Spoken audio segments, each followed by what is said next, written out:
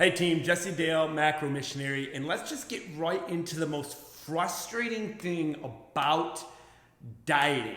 And I have gone through this cycle a ton of times, and I guarantee, I don't like to speak in absolutes, I guarantee if you're watching this, you share this with a million people, they've all gone through this, where you go hard and fast dieting, look good, got the weight off, and then something comes up, maybe a vacation, or maybe you've hit a certain goal, and things just go to heck in a handbasket. That just happened to me. I did a hard and fast 6-week cut, was looking great, posting the pictures, and then went to Ireland, great trip, and just said, forget it, and just had rapid regain in body fat. And I know this. I know that was wrong, and not right or wrong, but that I shouldn't have done it that way. But it really spurred me to look deeper into why. Why does this happen? What is going on? Well, let's first talk about the psychological ramifications of severe caloric restricting, crash restricting our calories. So not seeing the light at the end of the tunnel. So that might just say, you know what, I'm sick of this. The weekend comes, we say, forget about this. There's no light at the end of the tunnel.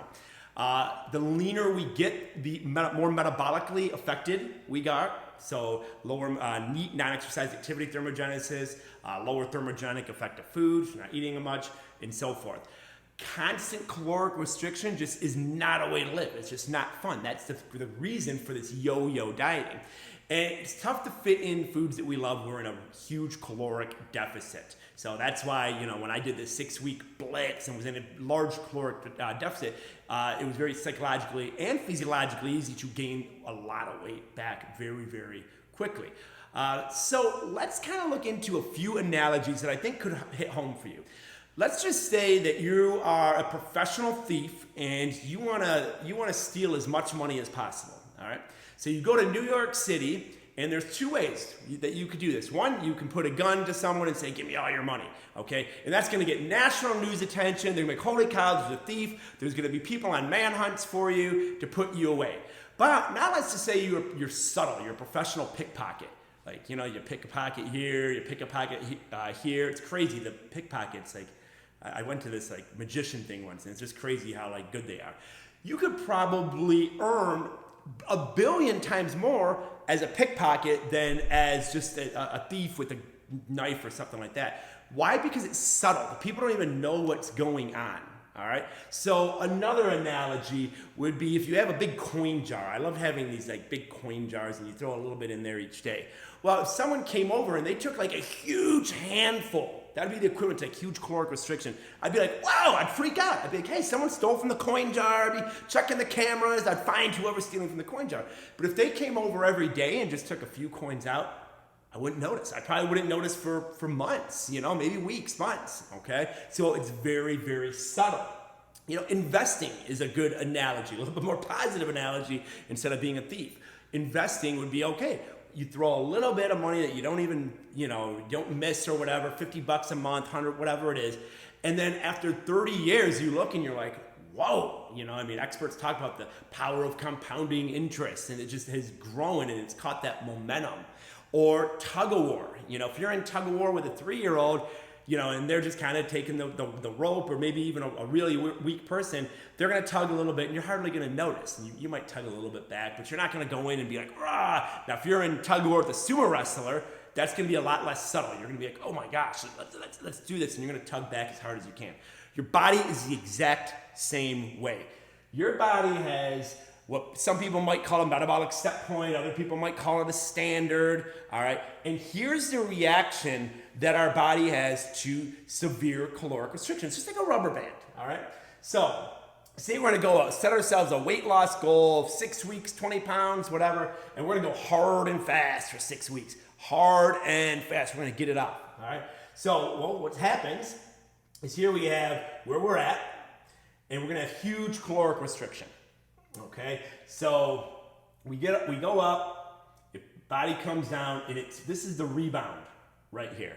Okay, so what you're noticing is the rebound is slightly bigger than the caloric restriction. Okay, so for example, if your goal through all this increased activity, caloric restriction, is to get below this red line, the body's rebound, once we've gone up and we've been through all this, is going to be a little bit stronger, okay, to combat all of that caloric restriction. So what happens is we go right back up, okay, but this time we're dieting even harder, but we're not seeing the results as quickly, and it's like frustrating. We're like, wait, what is going on? All right. And this time when we come back down and we finally throw the towel in, which we're inevitably going to do after the 6 weeks, in the 4 weeks, whenever it is, we're never going to throw the towel in and go back to normal eating. All right. Now the rebound is greater, a little bit greater here. Okay. So then when we go back to dieting, it's that much harder. We get kind of close to where we were once at, but we just don't get there. And then you can see here our metabolic rebound is even worse. Okay, so your metabolic rebound is getting stronger and stronger, and that's making your efforts harder and harder and harder. Okay, so let's look at the other side of the analogy. All right, here is moderate and consistent. So here maybe we're in an 800, 900 calorie a day deficit. Here maybe it's 200 calorie a day deficit, so not that much. Moderate and consistent. So here we have a process. And it's growth focused. Here, very, very goal focused. Here, we're going to run a process that's going to be goal focused, or growth focused, rather. All right? So here, we're relying on lifestyle. We're relying on habit. No restriction. Obviously, for an 800 or 1,000 calorie a day deficit, huge amounts of restriction there. And that's part of the reason why the rebound is so hard. Here, not really a noticeable restriction. Okay? So here, a week goes by, you get through that weekend because you're like, wow, yeah, I can have some of these cookies. Wow, this is pretty cool. Yeah, I can have a couple beers. This is really cool. All right. And what's happening is you're running a process that is giving you habits. So where this becomes harder and harder, once the body learns that habit through your process and a subtle process, because here your body's not fighting you back. It's not fighting your process. You could have a process over here. The problem is, it's like pulling that gun. Your body's gonna fight and hunt, okay, you down for that. Where here, you're like kind of the pickpocket. Your body doesn't really notice that you're taking fat off, okay? Where here, you're having rapid amounts of fat. Remember, fat is your body's currency, all right? How do you react when someone steals a large amount of currency? You're gonna freak out. Now, if someone stole a penny, you might not care. Then they steal another penny. Then you steal another penny. It's not worth even thinking about. But if someone starts, stealing thousands, you're gonna freak out. Again, body is the same way. Here, you're stealing thousands, all the defense mechanisms are going up, and it's gonna be like, no, not on my watch.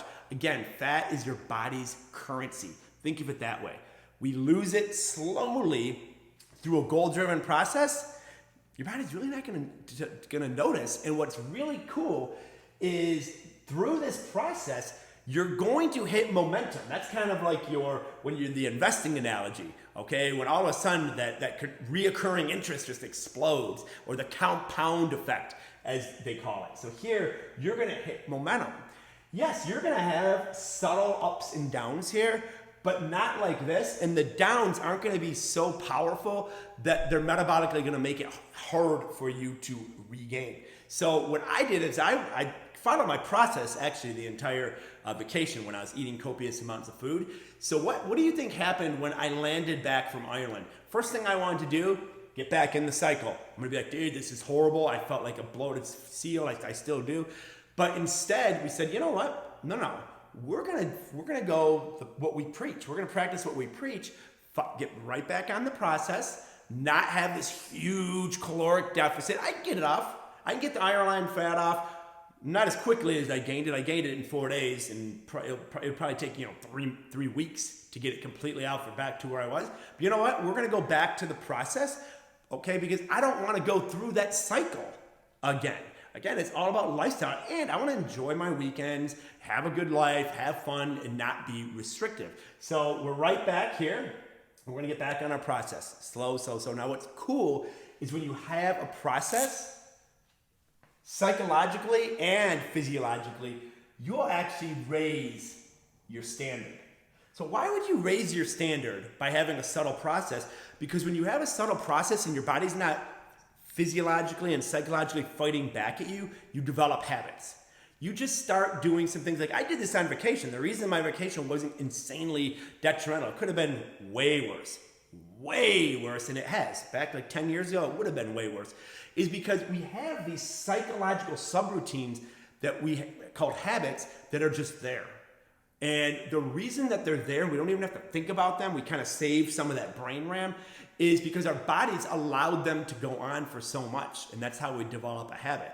Think of it, if you had a habit of, stabbing yourself in the chest every morning, your body's not going to allow that habit to continue no matter how much frequency you did.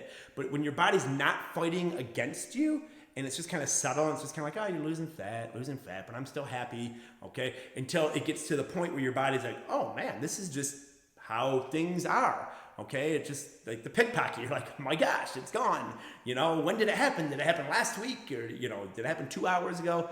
Your body's the same way. It can deal with slow, subtle changes because it's adapting very slow and subtly. So it's the same thing, like that tug of war. You don't want your body to know that you're tugging on getting rid of body fat, okay? You want it to wake up one morning and just be like, wow, I don't have as much body fat as I used to, but I can't really compute when this happened. So I'm just going to raise the standard, okay? Because you have all of these habits that you're not even thinking about anymore.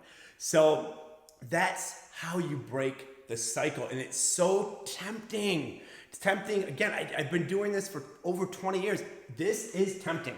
Man, this is very tempting, especially when you got a birthday coming up or, a vacation coming up. Oh, I want to get ripped real fast.